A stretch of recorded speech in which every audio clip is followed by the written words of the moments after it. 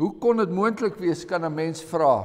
Paulus in die hemel, in die paradys, Paulus by God self, na die onbeskryflike heerlikheid, kry Paulus 'n doring om hom te pynig, dag en nag te pynig, sodat hy op sy knieë gedwing sou word en op sy knieë sou bly.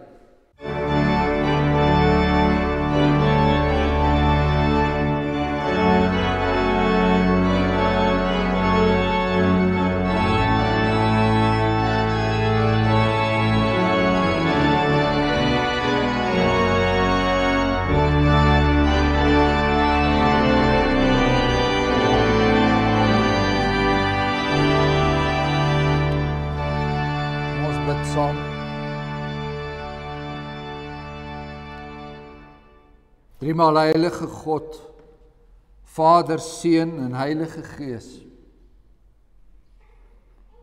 Ons kom vanoggend na U toe met die belydenis dat ons dikwels na bo kyk, maar dat ons net so ver kyk as die wolke wat oor ons trek, en dat ons net so ver wonder of daardie wolke vir ons reën gaan bring of nie.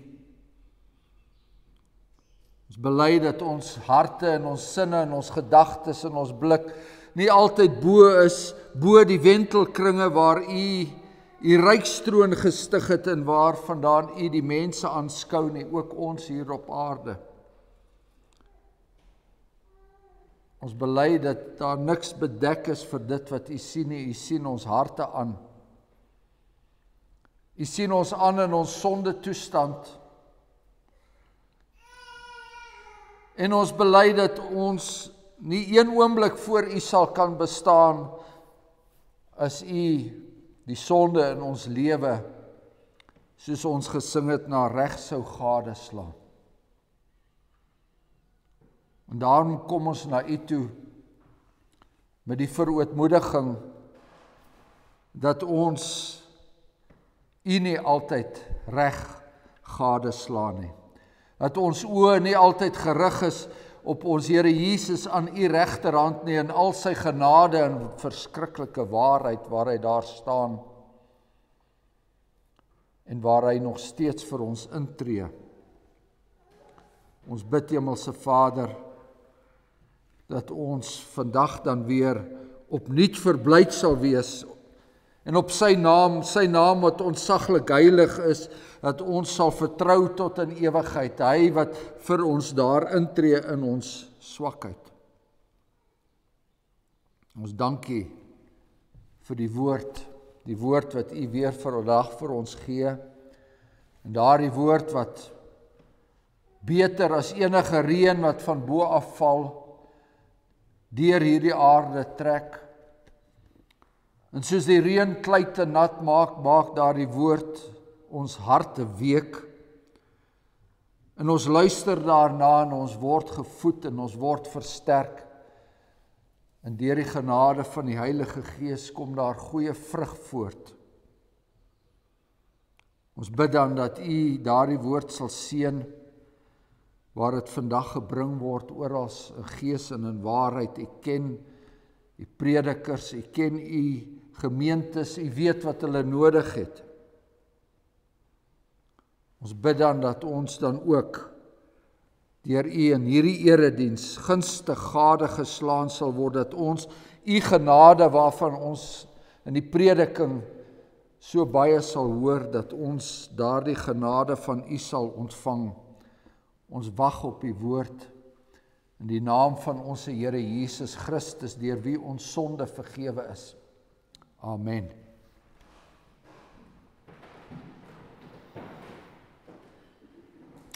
Ons het 3 skrifgedeeltes wat ons aan die voorhou. 2 uit die Nuwe Testament en dan die bekende geskiedenis van die sondeval uit Genesis 3 uit ook. Ons lees in Genesis 3 eerste. Die slang was listiger as al die diere van die veld wat die Here God gemaak het.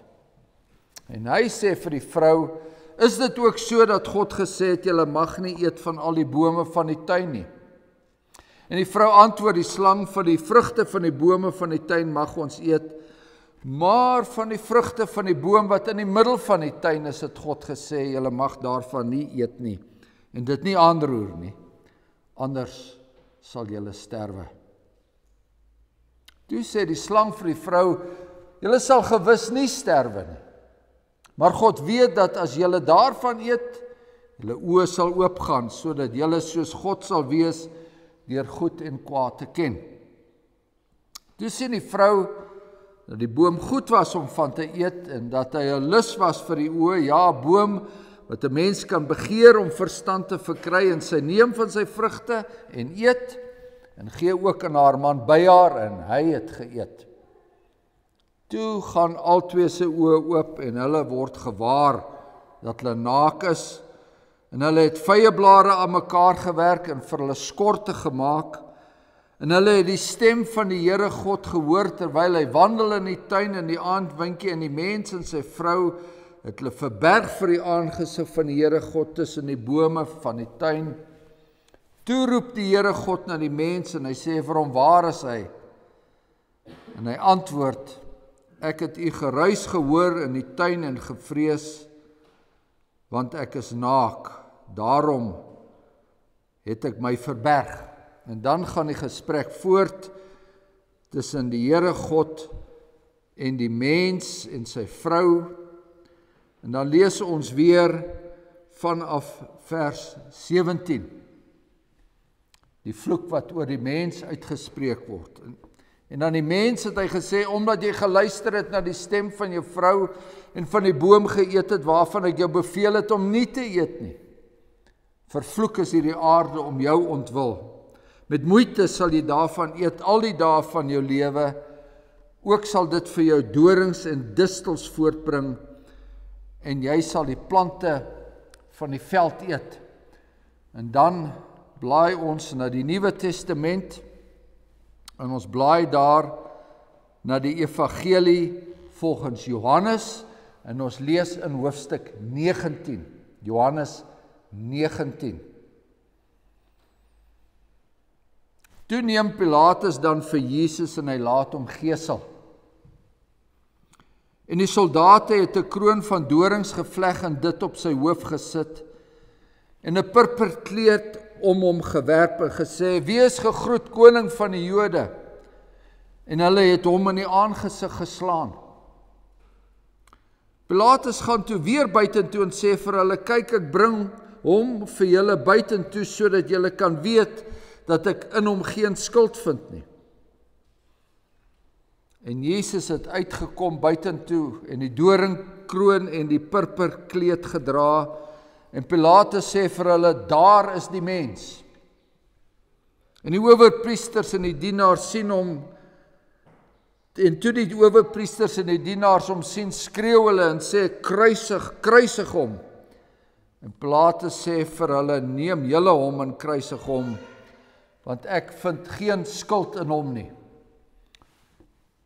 En dan blaai ons na die brief van die apostel Paulus aan die Korintiërs, die tweede brief in die 12de hoofstuk. 2 Korintiërs 12. Die apostel skryf oor sy eie swakheid, skryf hy aan hierdie gemeente in Korinte. Hy sê, dit is waarlik vir my nie nuttig om te roem nie, want ek sal kom tot gesigte en openbaringe van die Here.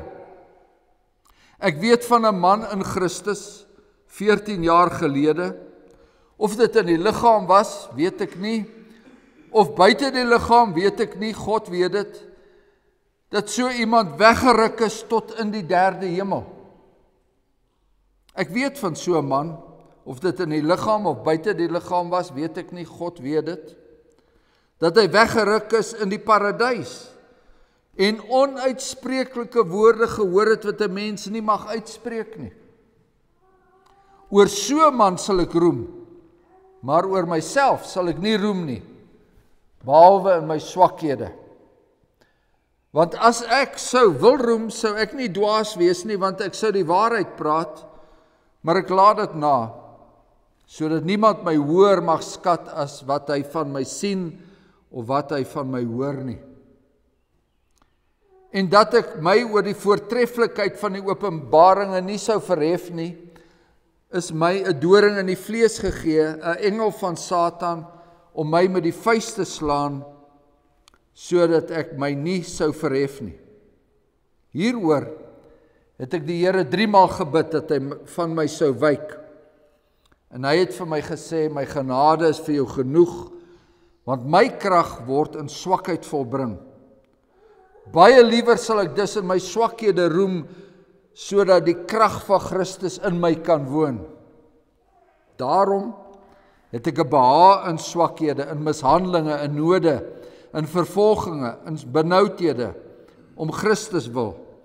Want as ek swak is, dan is ek sterk.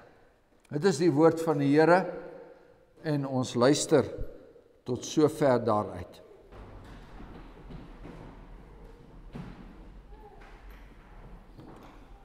So 2 Korintiërs 12 vers 10 sê die apostel Paulus, as ek swak is, dan is ek sterk. Broers en susters, jy weet 'n doring kan darem 'n lastige ding wees, ons weet dit al van kleintyd af. Die een oomblik beweeg jy nog teen volspoed en die volgende oomblik brand jou voet soos vuur. Partykeer kan 'n doring meer as net lastig wees, want 'n doring wat diep in jou voet ingesteek het, dan afgebreek het daarso, dit word 'n ergernis, dit word 'n belemmering, dit word 'n konstante bron van pyn. Dit word die oorsprong van die uitdrukking 'n doring in die vlees. Enige konstante liggaamlike belemmering, 'n konstante hoofpyn, 'n knaande rugpyn, 'n kloppende beenpyn, dis 'n doring in die vlees. Nou sê die apostel Paulus, 'n doring in die vlees is eintlik goed vir hom, dis eintlik nodig. Dis nodig om hom nederig te hou. Dis goed vir hom, sodat hy nooit sal vergeet dat die Here se krag in swakheid volbring word nie. Dis ook goed vir die Korintiërs, om te weet dat die Here se krag in swakheid volbring word. Want jy weet, daardie Korintiërs, hulle was opgeblaase, so lees ons in al 2 hierdie briewe. Hulle het eerder opgeblaase predikers gesoek. Hulle wou nie vir Paulus hê nie. Hulle wou sterk, oortuigende predikers hê, manne wat glad en spoggerig met die mond was, wat geskool was in die Griekse retoriek. Paulus was glad nie vir hulle indrukwekkend genoeg nie. Nee, volgens sy eie getuienis in die eerste brief het hy by hulle gekom, nie met die voortreffelikheid van woorde, of met oorredende woorde nie, nie met die woorde van menslike wysheid nie, maar hy het na hulle toe gekom in die krag van God. In sy swakheid het hy gekom, maar terselfdertyd in die krag van God. Nogtans sou hy self kon spog as hy wou, so staan dit in 2 Korintiërs 12 in ons skrifgedeelte. Hy sou kon roem, want hy het iets ervaar wat geen mens nog ooit ervaar het nie. Hy het iets ontvang wat geen mens nog ooit ontvang het nie. Hy was bevoorreg om die ontvanger te wees van gesigte en openbaringe. Hy was al weggeruk tot in die 3de hemel. In sy liggaam of buite sy liggaam sou hy nie kon sê nie. Hy was weggeruk tot in die 3de hemel. Die wolkehemel is die eerste hemel.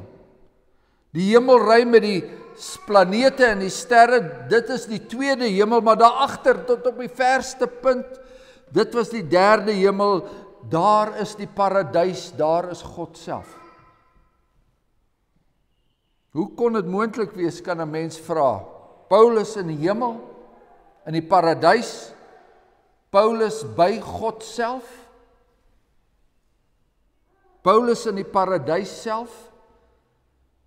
Paulus was verby die toegang van die paradys, verby daardie bewaakte toegang van die tuin van Eden, ander kant die gerubs, ander kant die swaard wat vlam en flikker.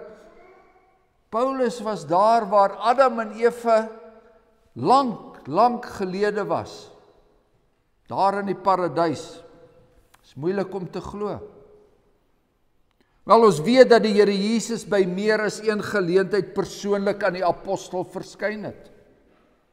En wanneer ons sy briewe lees, dan sien ons ook dat Paulus die ontvanger van besonderse openbaringe was.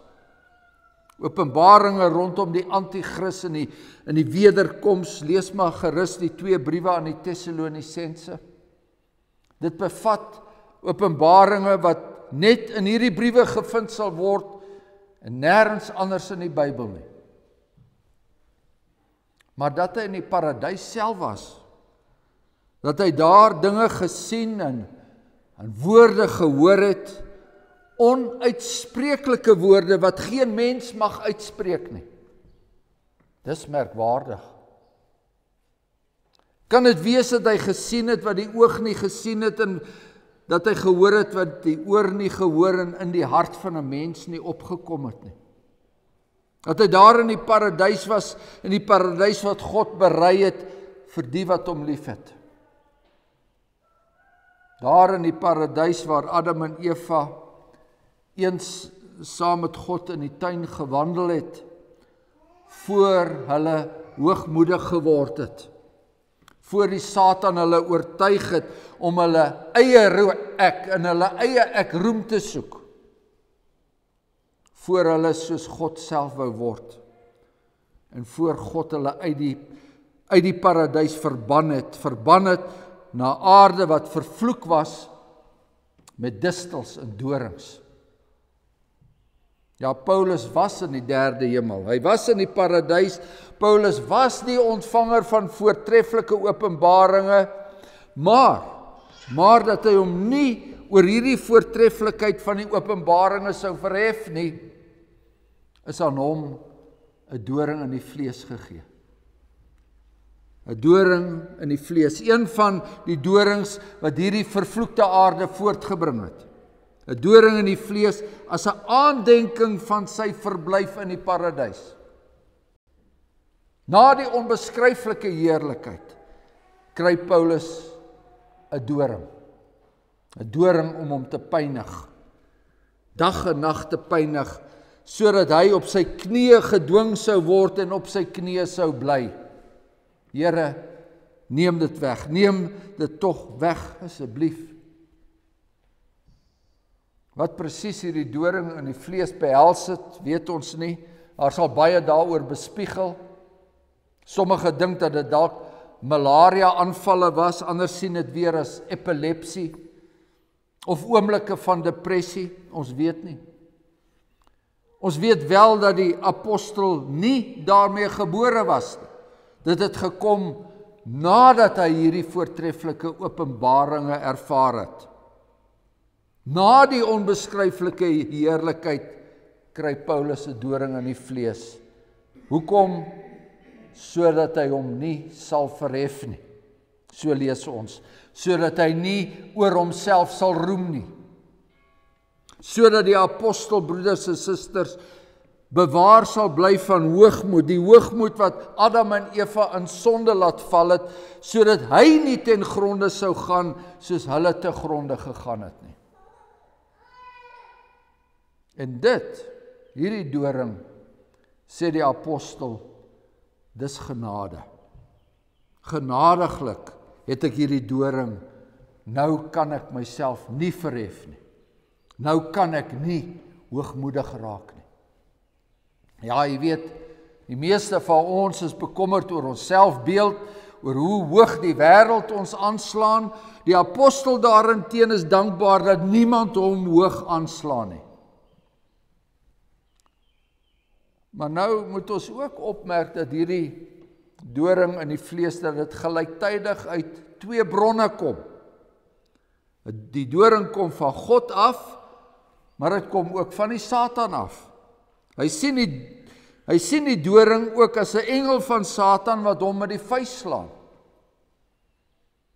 So Paulus gaan dus nie daarin op om siektes en ellende, dit wat hom tref, om dit te romantiseer nie.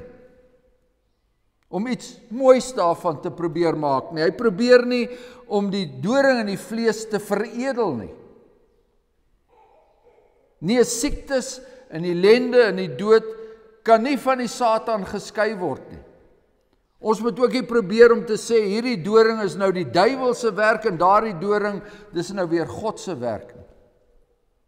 Hierdie siekte kom van die duiwel af, maar daardie beproewing, dit kom van God af. Nee, alles wat sleg en verkeerd is, kan maar op een of ander wyse na die Satan toe terugherlei word. Hy is die oorsaak van alles wat verkeerd is op aarde, alle pla en alle ellendes. Maar terselfdertyd bely ons en weet ons dat vir hulle wat God liefhet, dat alles ten goeie meewerk. Alles, letterlik alles, ook die dorings in die vlees. Die Here gebruik al die duiwelse werk, ook die mishandelinge, die vervolginge, die benoudhede, hy gebruik alles ten goeie. Ja, uiteindelik die dood self. Vir hulle wat God liefhet, werk alles ten goeie mee. Vra maar vir Job, Paulus se broer daar in die Ou Testament. Vra maar vir Job, hy sal dit beamoen. Alles ten goeie. Dis net dat ons siening van ten goeie en God se siening van ten goeie nie altyd dieselfde is nie. Meer dikwels is dit nie dieselfde nie. 3 maal het Paulus gebid dat die Here die doring moes wegneem. 3 maal het die apostel gebid dat die Satan se engel moes wyk, maar dit het nie gebeur nie.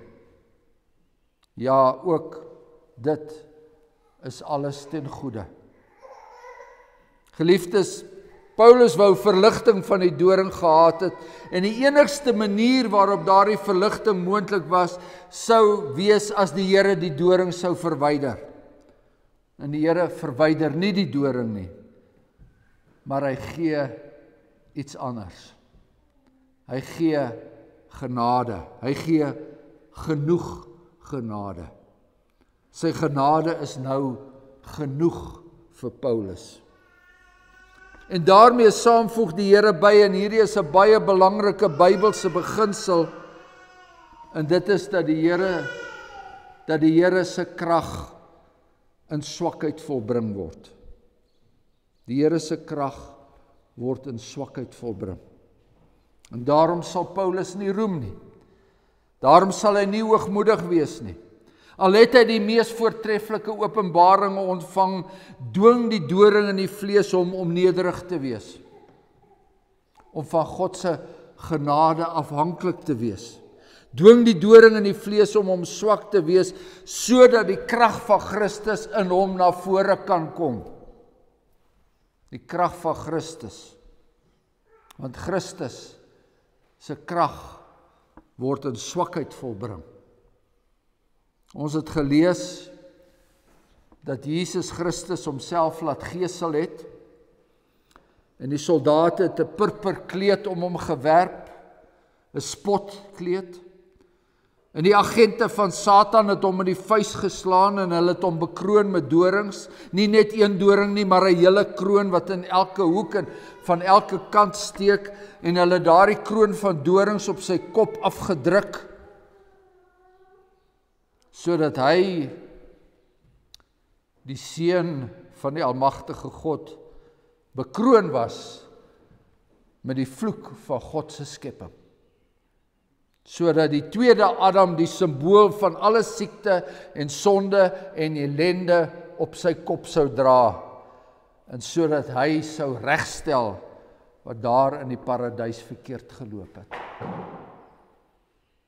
En Jesus het uitgekom buitentoe in die doringkroon en die purperkleed gedra, en Pilatus het vir die volk gesê, "Ecce homo, daar is die mens." Kyk, daar staan 'n patetiese, swak, vernederde mens. En jy weet, broeders en susters, op daardie oomblik het die Here Jesus die grootste kragvertoning gelewer wat die wêreld nog ooit gesien het. Want hy het dit verdra. Hy het dit verduur.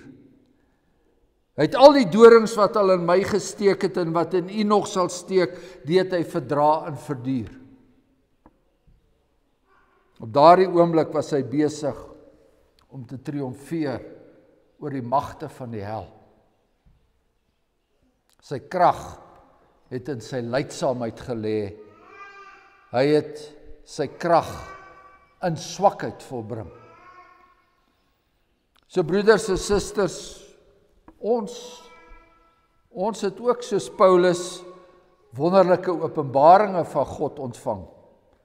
Want ons het die volle woord van God. Dit wat in Paulus se tyd nog nie beskikbaar was nie.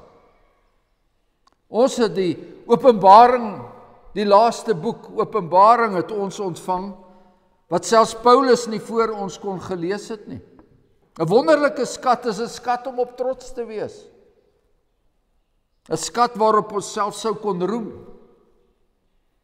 Maar skryf Paulus elders in sy tweede brief aan die Korintiërs, ons het hierdie skat in erdekruike.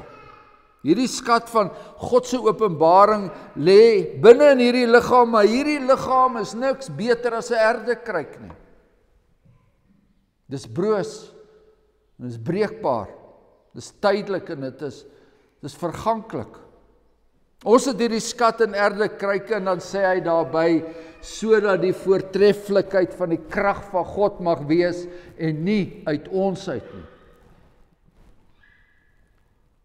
En dan sien ons, die gelowige word nederig gehou, gelowige word swak gehou, die gelowige sit met 'n erdekruik liggaam, met dorings in die vlees, sodat die voortreffelikheid van die krag van God mag wees, en nie uit homself nie. Laat ek dus baie liewer in my swakhede roem, sodat die krag van Christus in my kan woon. Sodat die krag van Christus in hierdie erdekruik liggaam kan woon, sodat die krag van Christus in my swakheid geopenbaar kan word. En dan sien ons die genade van God daarin, dat al is ek 'n uitverkorene, en al is ek 'n mede-erfgenaam van die heerlikheid, 'n mede-erfgenaam van die derde hemel, al is ek 'n mede-erfgenaam van die paradys self, dan word ek van hoogmoed bewaar, deur 'n doring in die vlees, miskien 'n aanvegting uit die hel self. Sodat daar geen twyfel sal wees dat ek slegs uit genade lewe nie. Sodat dit vir almal duidelik sal wees dat ek gedra word deur die krag van Christus. En dan mag ons self so ver in die geloof groei, dat ons ook kan sê, ek het 'n behaag in swakhede, in mishandelinge, in node, in vervolginge, in benoudhede om Christus ontwil, want as ek swak is, dan is ek sterk. Amen. Kom laat ons dank.